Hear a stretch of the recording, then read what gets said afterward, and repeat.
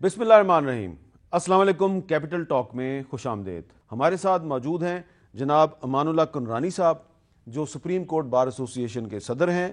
उनके साथ हैं जनाब कामरान मुर्तज़ा साहब, आप भी सुप्रीम कोर्ट बार के साबिक सदर हैं, लेकिन यहाँ पे पाकिस्तान बार काउंसिल के वाइस चेयरमैन की हैसियत से मौजूद हैं।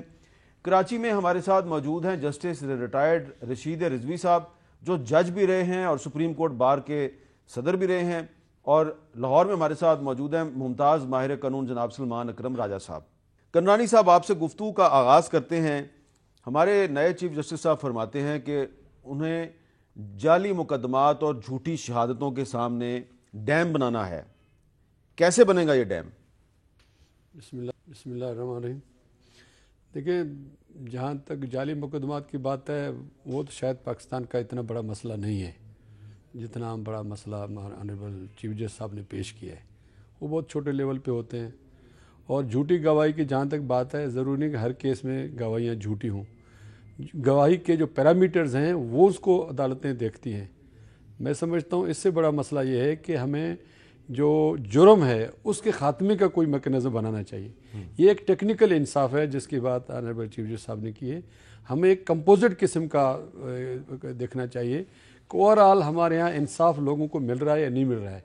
ये तो तफ्तीश की बात है, कैसे गवाह आते हैं। हो लाजमी तौर पर गवाह के जो ख़ास तौर पर कत्ल जो मुकदमात हैं, जाली गवाह भी नहीं, जाली मुकदमा भी नहीं हो सकता है वो, क्योंकि बंदा मरा होता है।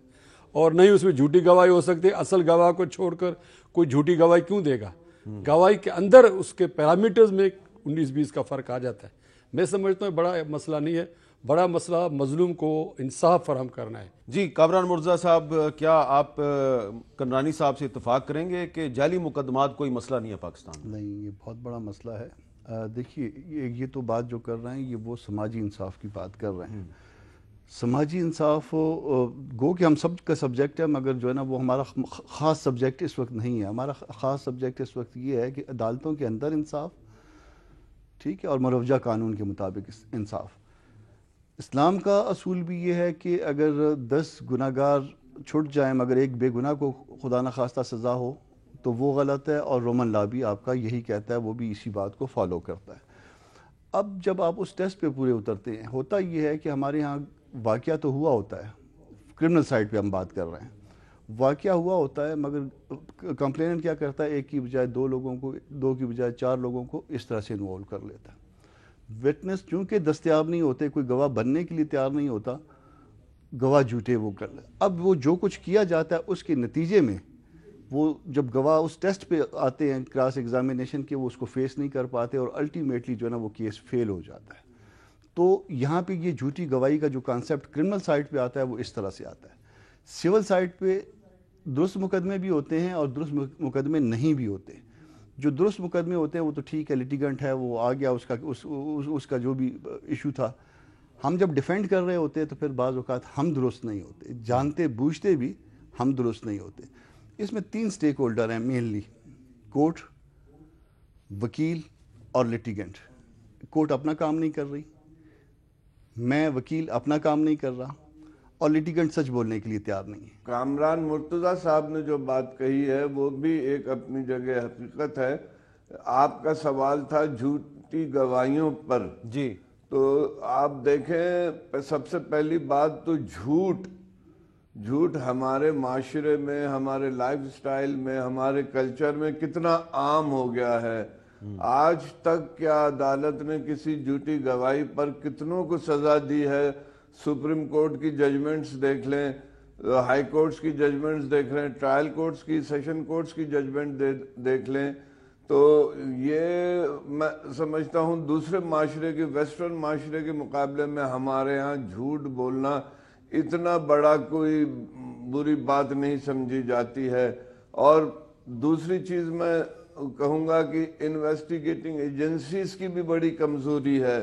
जब केस बनाते हैं वो ज़बरदस्ती लोगों से गवाहियाँ ले लेते हैं या 161 स्टेटमेंट में उनके बयानात करके अपनी जान छुड़ा देते हैं। जब वो कोर्ट में गवाह खड़ा होता है, वकील उसको क्रॉस एग्जामिन करता है, तो बहुत सी बातें, बहुत से हक़ाइक़ सामने आ जाते हैं और वो गवाह झूठा पड़ जाता है।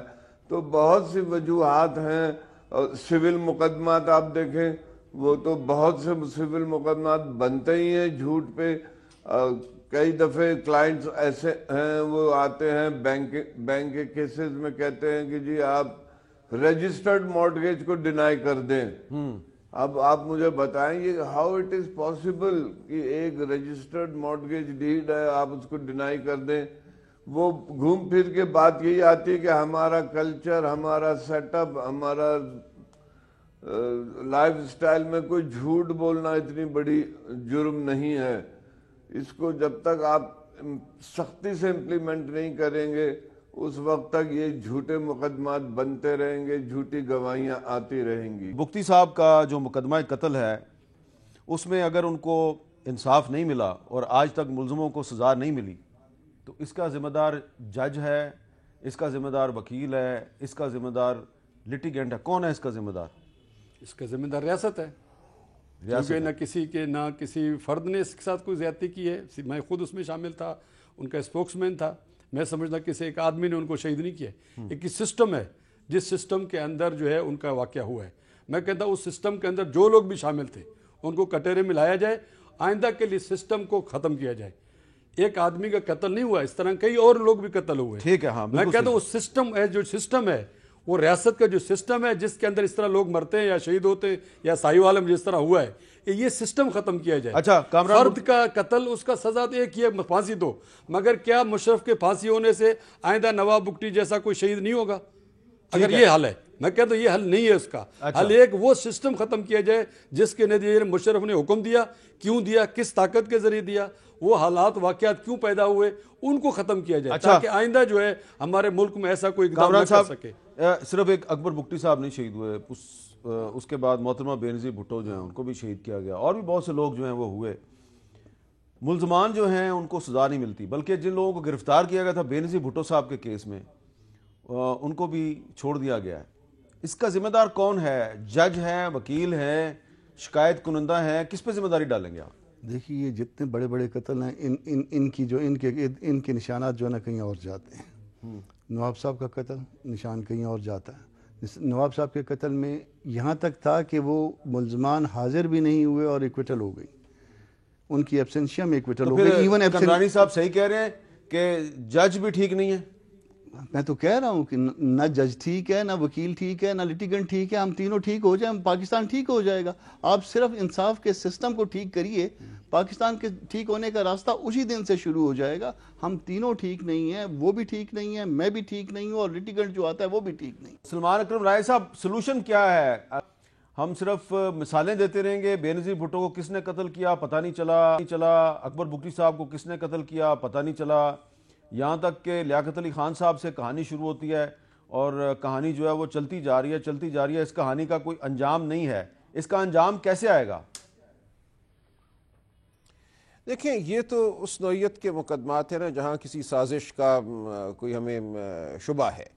لہٰذا یہاں تو پھر وہ جو ایک ماحول ہے جس میں اس قسم کی سازش پنپتی ہے، جہاں سیاستدان نشانہ بنتے ہیں، اس نظام کو اور اس جو ایک تفاوت ہے شاید طاقت کا ہمارے ملک میں، اس کو دیکھنا ہوگا. لیکن ہمارا جو عمومی نظام عدل ہے اس کا تعلق ان بڑے بڑے پراسرار قتل کے واقعات سے کم ہے. دیکھیے جو عام بھی قتل ہو جاتا ہے ہمیں اس کو دیکھنا ہے. جو عام مقدمہ ایک زمین کے قبضے کے حوالے سے ہوتا ہے اور دہائیوں پر پھر محیط کارروائی ہوتی ہے، ہمیں اس کو دیکھنا ہے.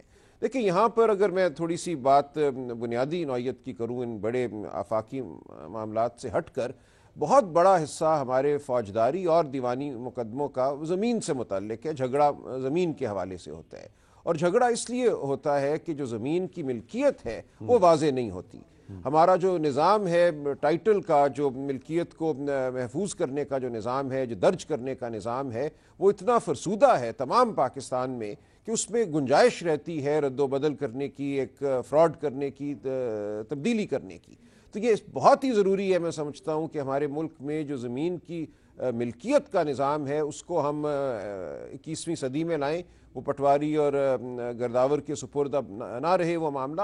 وہاں آپ کے کوئی آدھے سے زیادہ مقدمات میں دعوے سے کہہ سکتا ہوں فوجداری بھی اور دیوانی بھی اس وجہ سے پیدا ہوتے ہیں. اگر ہم ان چیزوں کو نہیں دیکھیں گے، جو مقدمے کی ایک طرح سے سپلائی ہے وہ ہم ختم نہیں کریں گے، تنازعات کی جو سپلائی ہے تو تنازع ہوتے رہیں گے، آپ کا نظام عدل جو ہے وہ بوجھ تلے دبتا چلا جائے گا، اور ہم سوچتے رہیں گے کہ اب کیسے اس کو ختم کریں، بیک لاگ کا کیا کریں۔ بیک لاگ نہیں ختم ہوگا کیونکہ یہ چیزیں بڑھتی جاتی ہیں، اور آپ کے نظام میں ایک ترغیب موجود ہے جھوٹ کے لیے، کیونکہ اتنا آسان ہے کاغذات کو بدلنا، ان میں فراڈ کرنا، کہ آپ ایک طرح سے دعوت دے رہے ہیں اس شخص کو جو فراڈ کرنا چاہتا ہے کہ آؤ تمہارے لیے راہ کھلی ہے۔